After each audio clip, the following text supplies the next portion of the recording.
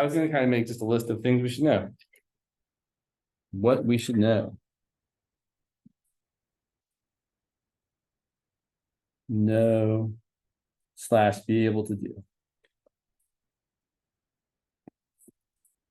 In no particular order, because I'm really just thinking of stuff off the top of my head. And you can name things too if you want. I was going to say the first couple things. Identify / differentiate between pure time, autonomous, and non-autonomous.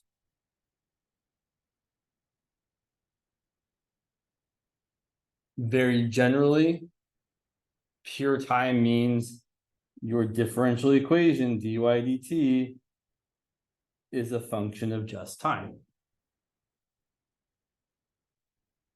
Autonomous means your differential equation dy dt, your derivative, it's not a differential equation, your derivative is a function of just y, your output.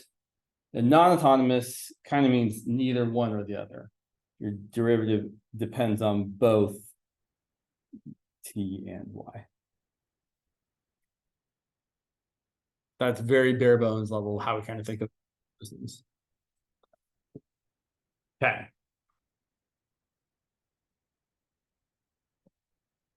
We should be able to find equilibria and determine stability or instability in two different ways. Well, maybe depending on the professor, but there are two different ways the book talks about this. By either the graphical method, which I guess is the phased. There's the phase plot and the phase plane. Like I'm never sure what the right word to say is. I think the phase plot is the one we're talking about. Like when we're just graphing the thing, not with all the little pointy lines everywhere. Like sorry, sometimes the words are not the best for me. By graphing the phase plot, or by doing the derivative. The derivative method, g prime of y hat being positive or negative. I'll throw some examples at you in a minute. I just want to kind of get an overview of what we should know how to do. And the third thing that comes to my mind is solving different. So I should really say actually solving, and even before that, and setting up differential equations.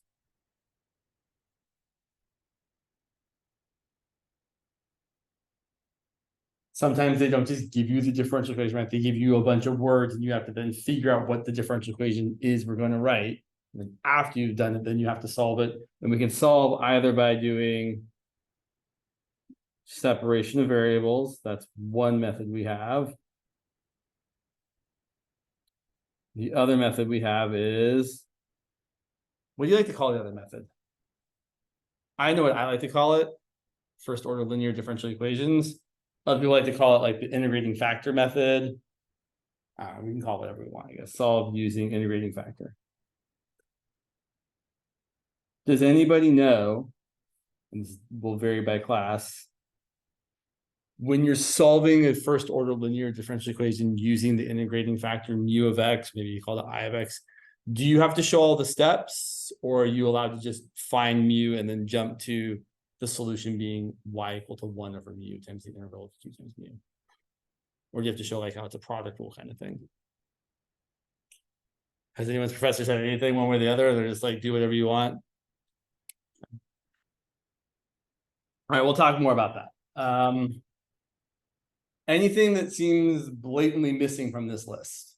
Maggie said Euler's method. We'll talk about Euler's method today.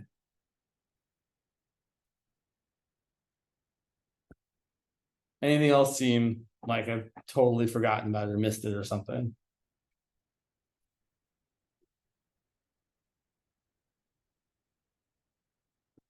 Run out of water.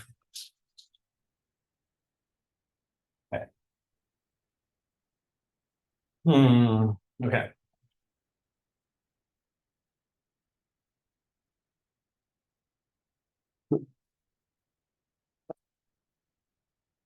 right? Yeah. Oh, okay. Yeah. I see you're all ready to do some stuff. Okay. So let's start with Euler's method because it can be a little bit weird. So which classes have talked about Euler's method? I'm just curious. Maggie, your class has? Alvarado? Anyone else? Gold? Never. Smith, I think. Or Lee. Okay, well, we'll do one example and then we'll kind of come back around to it maybe later on. So let's look at, gosh, do I have my, sure. So let me actually show you what it means, because the idea of Euler's method is actually really super cool. It's kind of like, here's what I'll liken it to. It's kind of like in 17A when we used linearizations to estimate the change in a curve, like you did like the f of a, like the L of x. It's kind of, let me write, instead of trying to say the words out loud, let me reminisce this. So I would say that Euler's method is for approximating the solution to a differential equation. And here's what I'll say first. It's kind of like how a linearization,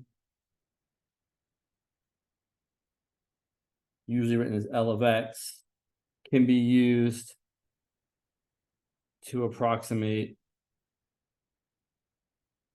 a function. And I believe you did this last quarter when you took, it's whenever you took 17A, if you took 17A here, this should have been in the, in the syllabus. But here's the idea quickly. It's also worth mentioning this because you will see linearizations again in 17C.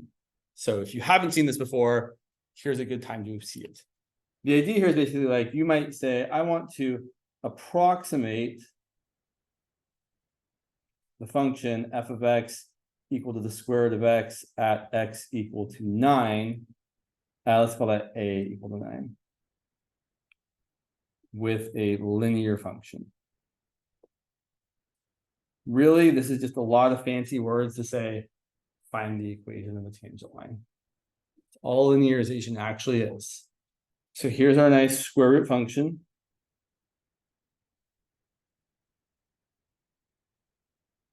And red pen would be lovely here, James. Not my other pen today. Anybody in my office? I guess it might. We don't get to have a red pen today. Guess not. It's not. Block. Okay, so right here at the point a equal to 9, we're going to find the equation of the tangent line, which we'll call L of x. And here's what we use this for often. You can say, well, look, near that point where the input is, bless you, 9, and the output is square root of 9, which is 3. Near that point, the straight line is a really good approximation of the actual function. So you could totally use that straight line to approximate, say, like the square root of 10 or the square root of 11, but not like the square root of 20 because that's too far away. If we go that far away, you've got too much separation between the actual function and the straight line. So if I find the equation of that tangent line, well, I could do the usual work and say y minus the y value equals the slope times x minus the x value. And then I could find the slope using the derivative. But when you talk about linearizations, for whatever reason, people kind of jump to just saying, well, there's this other formula for it, which is really this. The other formula is L of x equal to f of a plus f prime of a times x minus a. I really want you all to see that this is literally the same thing. If my a is 9, and my f of a, which is the square root of 9, is 3, there's your f of a, which is 3. We brought it to the other side. There's your a, which is just 9. And we're going to find the derivative, which is just the slope. So literally, linearization here is just the equation of the tangent line, somewhat reimagined because people decided it was nice to do it this way. Not me. I didn't decide that. I think it's I like the original way better. So we find the derivative here. f prime of x is, this is x to the 1/2, the derivative is 1/2 x to the negative 1/2, or 1/2 root x. F prime of 9 is going to be 1/2 square root of 9, which is 1/2 times 3, which is 1/6. So my linearization here is the line 3 plus 1/6 times x minus 9. And even though you might really want to simplify this, it's usually in your interest not to. It's usually in your interest to leave it as f of a plus some slope times x minus a. And here's why. If I wanted to use this to approximate the square root of 10, well, then f of 10 would be the square root of 10. And that's approximately going to be L of 10.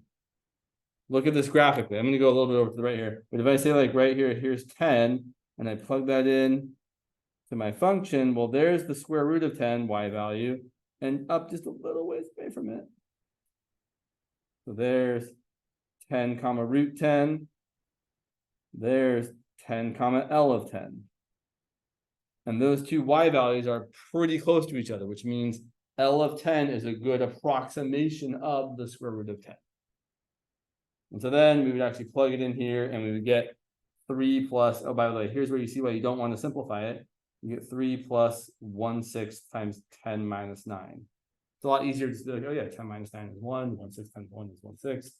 So you get 3 plus 1/6, or if you prefer decimals, 3.1666 forever. I don't know the square root of 10 off the top of my head, but I know it's pretty close to that. I think it's correct to the first two decimals. So square root of 10, if you plug it into a calculator, fine. I have a giant calculator right here. Oh, but can I press the right buttons? No. Square root of 10, let's find out. Oh my gosh. Sure. Square root of 10. 3.1622. So, you know, pretty good approximation for just a line. So why am I saying all this? Other than the fact that I like to say things. Thank you. Well, in a similar way, we're going to use this thing called Euler's method to approximate the solution to a differential equation. So let's look at the differential equation. Let's say we've got this relatively not terrible differential equation. Well, relatively not, but not really actually. So let's look at this differential equation. So we have y prime equal to t plus y squared. And even though it looks pretty simple, we can't solve it. We don't have the methods. It's certainly not first order linear because the y squared is preventing it from being linear, right? If we tried to rewrite this, we tried to do first order linear, it doesn't work because if you rewrite it in the usual sort of way, you'd have y prime plus -1 times y squared equal to t, but that can't be a y squared there, that has to be just a y. So since that's not y, can't be done. It's a first order, it's not a linear. And it's definitely not separable. We can't write this right-hand side as a function of t multiplied by a function of y. So it's not first order linear. It's not separable. We don't have any other options here. So what we're going to do is we're going to try to estimate the solution instead. So we're going to estimate the value of y of 2. Now we need a little bit more information here. So I'm going to give you a little bit more information. So here's what we're going to start with. We have an initial condition.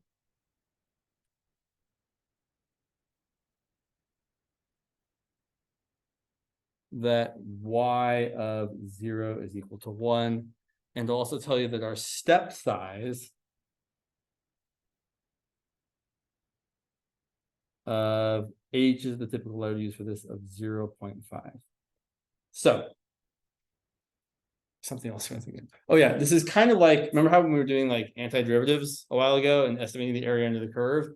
It's kind of like instead of actually being able to integrate a function and find the area under it, using the rectangular area estimate to find an estimate of the area, because there are some functions where you actually have to do that because you cannot integrate them.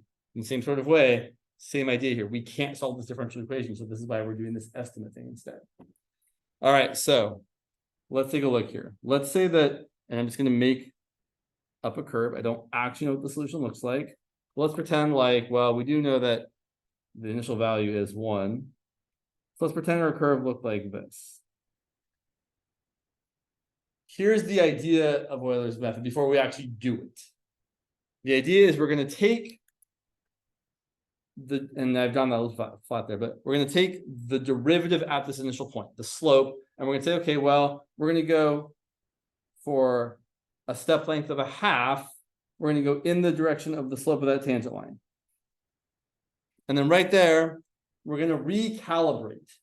We say, okay, now from this point here, whatever that point happens to be, we're going to then find the slope of the tangent line at that point, and then go in that direction for another half a step.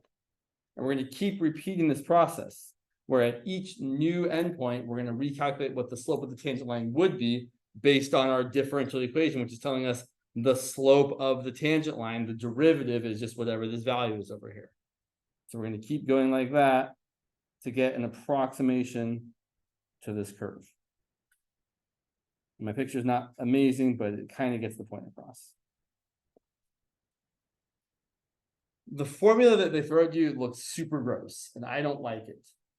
I would prefer to just kind of think about what's going on, and then we can talk about the formula then if you want. So, and again, I will admit it's been a minute since I've done this method, so I might take a minute to be like extra sure I'm writing the right things, so I don't say the wrong things. So here's what we've got. We want to find essentially each new y value. So right here, and again, this is t, this is y. Our initial t comma y value is 0 comma 1. To find the next one, and I'm going to draw this again over here, but a little bit less. So basically from 0, 1, I'm going to go up to this point over here. I'm going to go over a half, because that's what my h is. That's what my step length is. And I'm going to go up some amount. How much do I go up? Well, if I knew the slope of this line, I could figure that out. All right, well, I do know the slope of that line, because the slope of that line is just the derivative value at the point 0, 1. Because I'm doing the tangent line at the point. So let's see. At 0, 1, dy dt, or y prime is equal to, well, t is 0 and y is 1. It's going to be 0 plus 1 squared, which is 1. So the slope of this line here is 1. So let me ask everybody. If my slope is 1, and I went over 1/2, I also have to go up how much? If I go over 1/2, I also have to go up the same amount. If your slope is 1, you go over and up the same amount, like over 2, up 2, over 3, up 3, over 1/2, up 1/2. So my amount of up here, my new point here is going to be, well, I increased my t value by 1/2. I increased my y value also by 1/2. And that looks really hard to read. Let me see if that's a little better. Sorry about that. So that's the gist of what we're actually doing here. So just say, okay, to get to this new point here, take your old point, add whatever your step is to the t coordinate, because it's always the same value. We're going to do, so my next point, so I should call this my y1. This was y0. My y1, I don't love that notation there. Sure, my t1 y1, and my apologies here, I know I'm doing this not the best way ever, is going to be the point 1/2 comma 3/2. And I don't know what the y coordinate is yet, but I know for my next point, t2 comma y2, the t coordinate is going to be 1, because I'm just going to increase by 1/2 again. But now, to find the y coordinate here, it's not just going to be my slope. Yeah, it's not just going to be my slope times my increase in, well, it is, but it's not going to be the same slope. My new slope here at this point is now different, right? I got to here, my new slope is now something else, so I have to do the same sort of idea. This becomes tedious to do like this every time, right? Like I don't want to be like, okay, well, let's see now for this new point here at, I've got some new slope. And if again, I'm increasing by 1/2 here, and my slope here is what well, actually, let's find the slope. So, ooh, this is gonna be a little bit gross, right? Because now I'm plugging in 1/2, comma 3/2 to find my new slope. So my new slope is gonna be, don't worry, we're gonna get to the formula in a second, I promise. I just want to build up to it because like I think it's more when you see the formula, like, why are we doing all that? But if you see this, you're kind of like, okay, well, this makes sense. We're doing something from here. I want the new slope. My slope is going to be, well, t is 1/2, y is 3/2, so it's going to be 3/2 squared, which is 9/4. 1/2 plus 9/4 is 2/4 plus 9/4, which is 11/4. Oh, sorry, can you not see it? Oh, okay. You can see, right? Oh no, what am I? Why am I seeing different things? Did I do something weird here? Sorry, one second. I think I did something strange here. Let me just make sure. I'm doing something dumb. I just don't know what it is. Let me make sure I figure it out. Everyone, okay, everyone on Zoom can see all right? Okay. Why am I? Oh, yeah, I'm smart. I zoomed in here, but like, yeah. Okay. Sorry. Sorry, everybody. Brain's not always braining today. I don't think it's frozen. I think we're good. Okay, I think we're all right. So I'm trying to find the rise. The rise over the run equals the slope. So the rise divided by 1/2 is equal to my 11/4. So the rise is equal to 11/4 times 1/2, which is 11/8. See how the numbers are getting really gross already?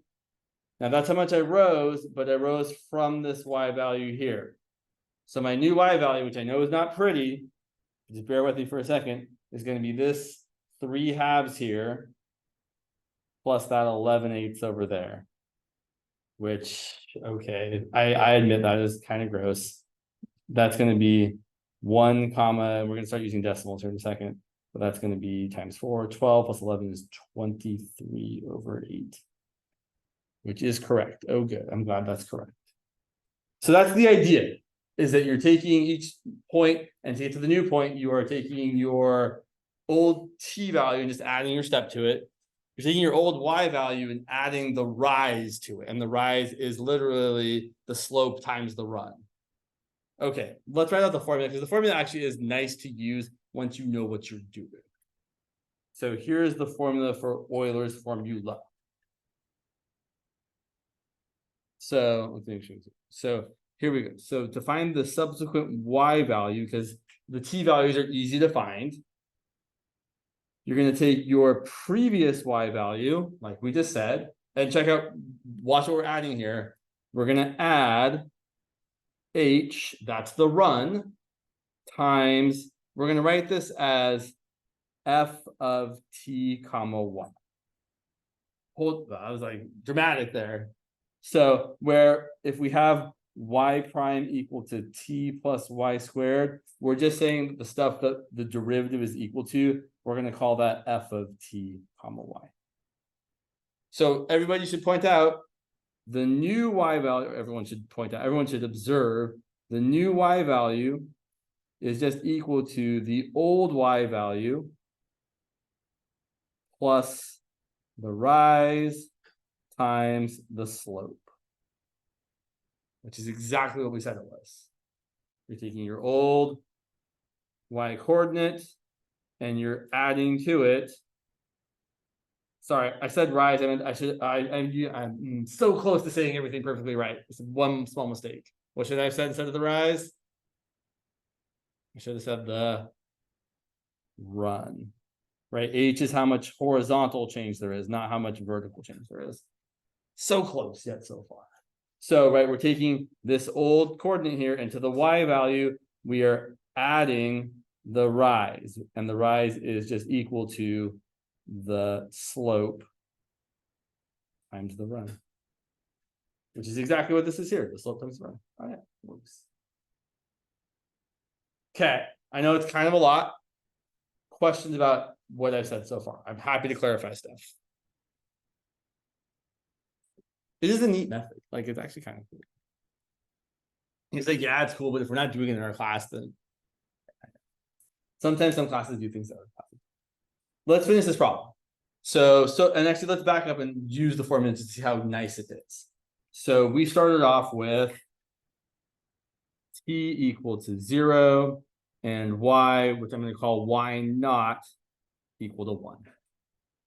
And we were given an h value of, let's use decimals because things get kind of messy here. So then if I want to find my next y value, y sub 1 is going to equal y sub 0 plus h, which is 0.5, times f of, oh, I made a, sorry, I missed something slightly here. F of the previous t value and the previous y value. That should be a t sub n, y sub n. Sorry, it's been a while since I looked at this formula. Yeah. So this should be y sub 0 plus 0.5 times f of t sub 0, y sub 0. Not the t sub 0 that I was writing up. So let's see. So what we're going to get here is my previous y value plus my run times my slope at the previous point. And the slope there, well, f of 0, 1 is exactly 0 plus 1, which is 1. And we get the same thing we got last time, which is 1.5 or 3/2.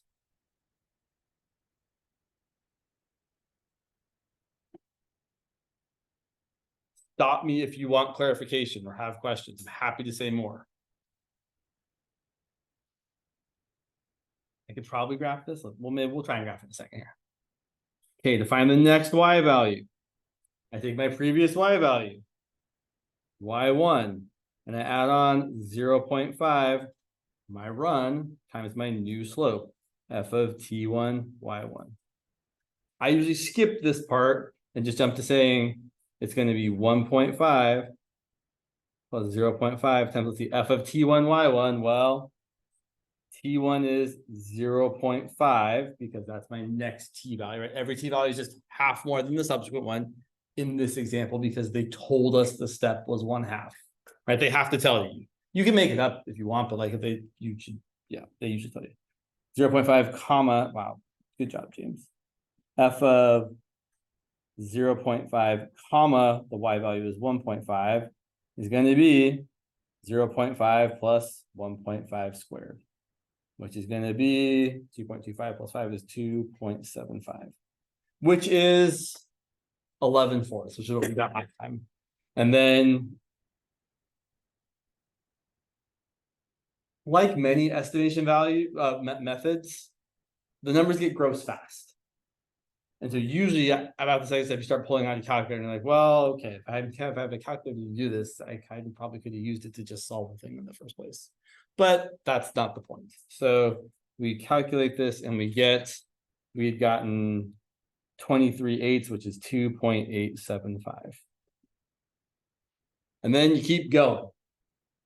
So then to get the next coordinate, it's going to be the previous y coordinate plus 1/2 times f of my new t value, which is 1, and my new y value, which is 2.875. And that's where I start to actually really need to calculate. The numbers get gross. That's going to be 1 plus 2.875 squared. That's terrible. If you plug this into a calculator, you get about 7.51. Yeah, numbers start getting big.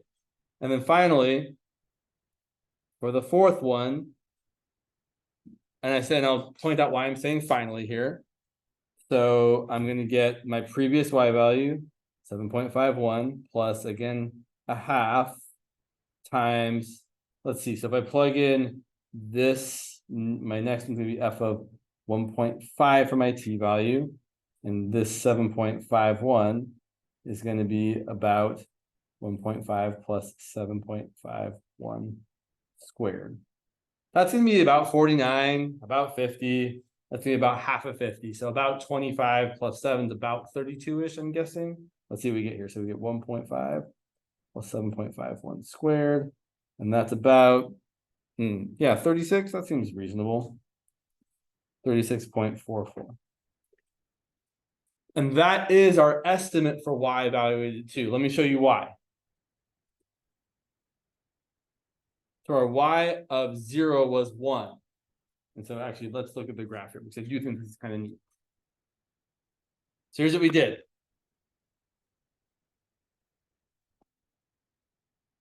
We started at 0, 1.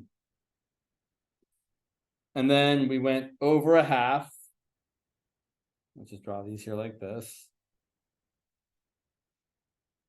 So over a half and went up to a y value of 1.5. So no big deal so far. Over half, up a half. So then we have the point 0.5 comma 1.5.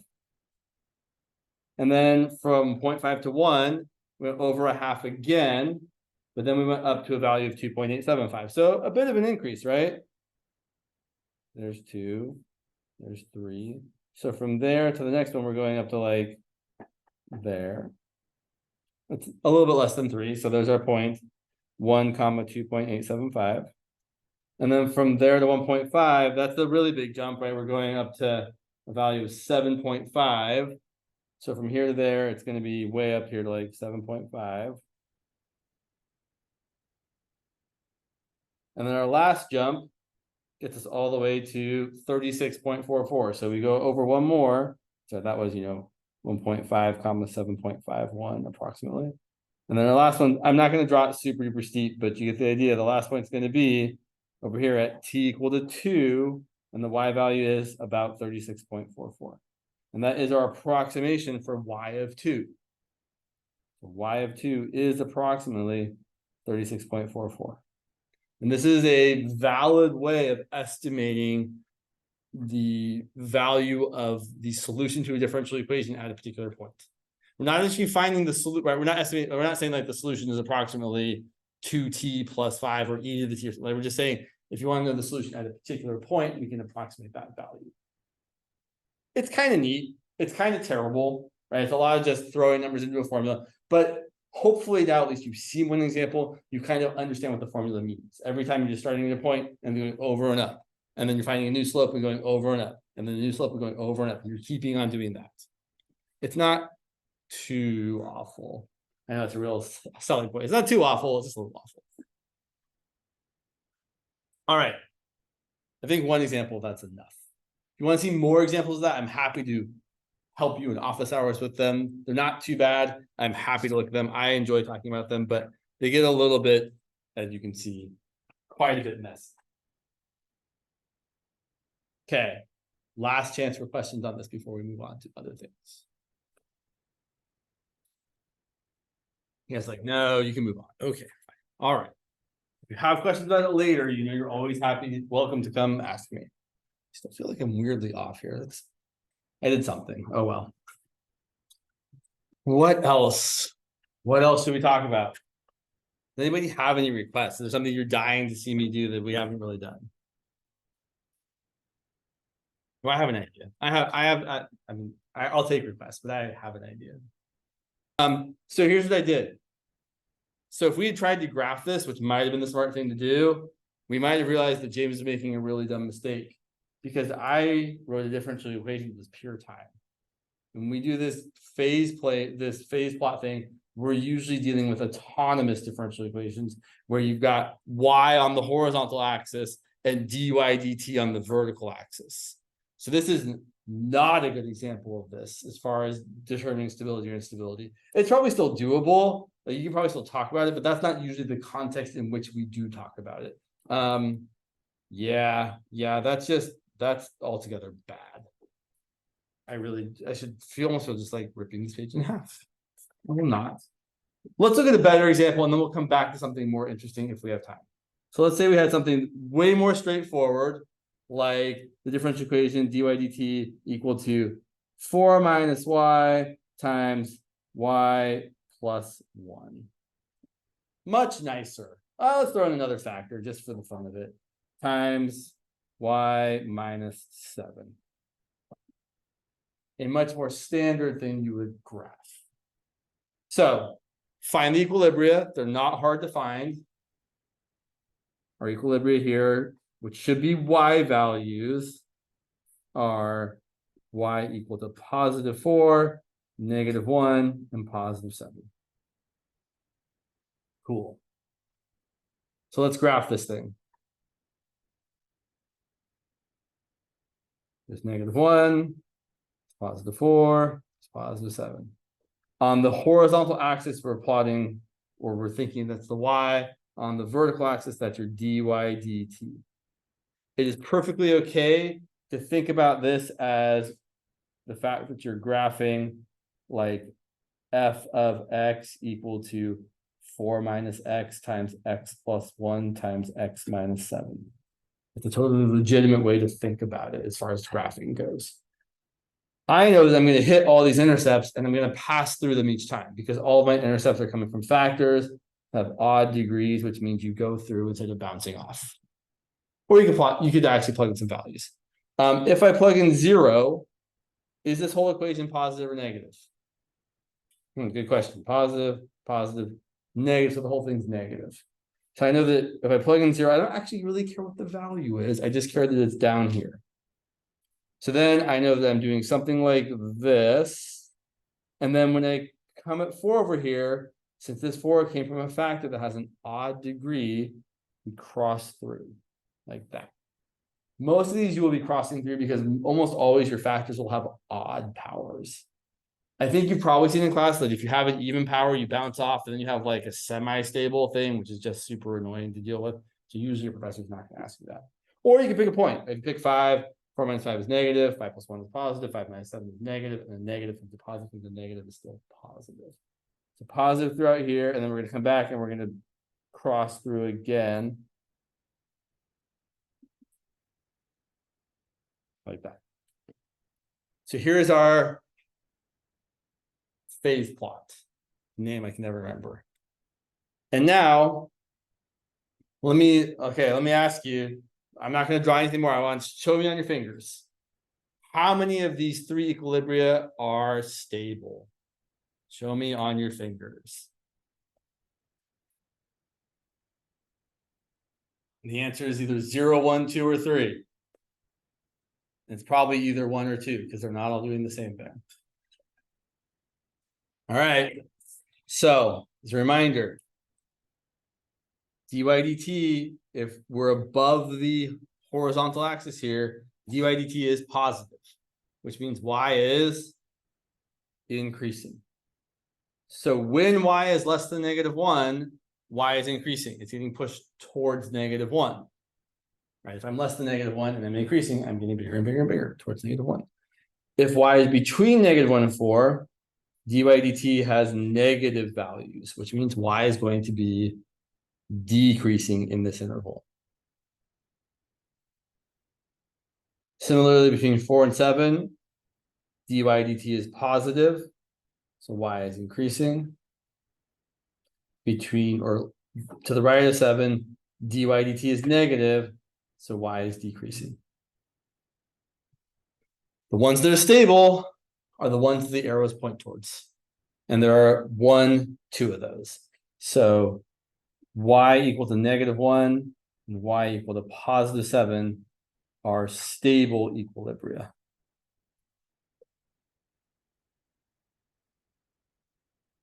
And of course, the other one is not.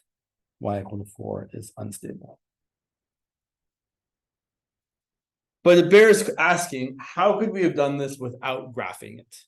Well, here's what I wanted you to see from the last example that I did horribly. Again, I owe you all an apology because I feel very bad. Like it was so wrong. I feel extra bad about it. I'm sorry.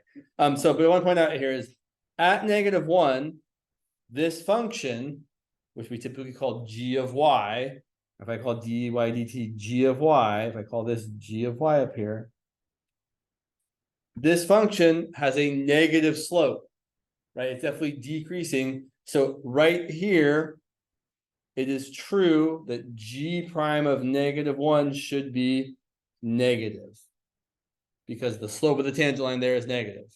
And similarly, right there, g prime of +4 should be positive because the slope of the tangent line is positive. And over here at 7, g prime of 7 should be what? Positive or negative? Right. So when the derivative of this function that we didn't find, We could find it, but we didn't find it this time. When the derivative is negative, that means the point you're plugging in is a stable equilibrium. And when the derivative is positive, that means the point you plugged in is an unstable equilibrium. That's what we were going for there. So yeah, we got enough time. So we could actually show this, and let's go ahead and take the derivative of this, even though it's not super pretty. So let's rewrite. Yeah, we got right here. So dy dt, which is g of y, is 4 minus y times y plus 1 times y minus 7. I'd really just rather multiply it out instead of using like the triple product rule, right? The triple product rule. Who wants to use? No one wants to use the triple product rule. Let's just multiply it out. So we multiply this out relatively quickly here. This multiplies out as y squared plus y minus 7y is minus 6y plus 1 times negative 7 is minus 7. And then we've got a 4 minus y times that. So multiplying those out together, you're going to get that g of y is equal to 4y squared minus 24y minus 28, multiplying the 4 by everything. And then multiplying the negative y by everything, we've got a minus y cubed, a plus 6y squared, a plus 7y. And putting everything together, we've got that g of y is equal to negative y cubed, 4y squared plus 6y squared is 10y squared, negative 24y plus 7y is negative 17y minus 28. And now we can take the derivative relatively easily. The derivative is negative 3y squared plus 20y minus 17. And now I can plug in each of those critical points, those equilibria. So for negative 1, g prime of negative 1 is negative 3 times negative 1 squared plus 20 times negative 1 minus 17. I don't really care what the number is. I just care that I get negative 3 minus 20 minus 17, which is for sure negative, which means that the point was stable or unstable. So negative 1 is stable. So y equal to negative 1 is stable. Just like we saw before, right? If you look back at the graph, it literally means the same thing, right? The graph showed us, oh yeah, at negative 1, we had stability. We were pointing to the left there, to the right there. So the derivative being negative is equivalent to saying you're pointing left there to left of it and right of it. Sorry, to pointing. You're pointing to the right on the left and to the left on the right. Sorry, just add to the list. And let's check the other two just to be sure. The other two are a little bit less nice.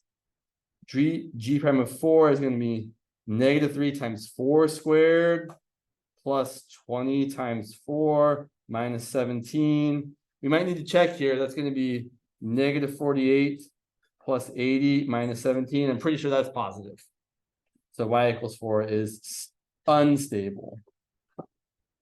Sorry, I circled the wrong part there. And then lastly, if we plug in 7, negative 3 times 7 squared plus 20 times 7 minus 17. It's close, but this negative 147 outdoes the positive 140 here. So it's definitely negative. So y equals 7 is unstable. So when you're asked to determine stability or instability of an equilibrium, you can either graph it if graphing it's not too terrible, or if you can't, you can differentiate what dy dt is equal to get the new derivative thing, and then plug in your points. And if you get a negative value, it's stable. If you get a positive value, it's unstable. If you get 0, you can't say anything. Like it's semi-stable, which I never have a good interpretation of what that really actually means. So yeah. All right. Thanks for hanging in there with me.